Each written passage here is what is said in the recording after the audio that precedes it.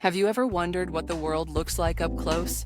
Prepare to be amazed, and maybe a little freaked out, as we journey under the microscope to explore the hidden world of insects. What we find isn't always pretty.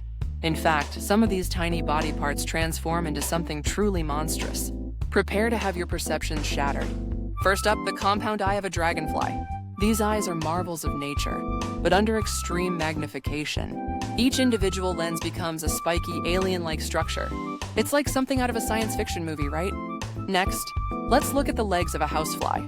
Those tiny claws and hairs that help it walk on any surface become jagged, almost metallic hooks and spines. The level of detail is incredible, but it's hard to shake the feeling that you're looking at a terrifying weapon. Then we have the mandibles of a carpenter ant. These powerful jaws, designed for chewing wood, become monstrous pincers, looking like something you'd expect to see on a creature from a nightmare. And finally, the spiracles, the breathing holes on the side of a caterpillar, which transform into intricate, almost organic structures. These aren't just holes, they're doorways to another world of bizarre beauty. The world under the microscope reveals that even the most familiar creatures have hidden depths.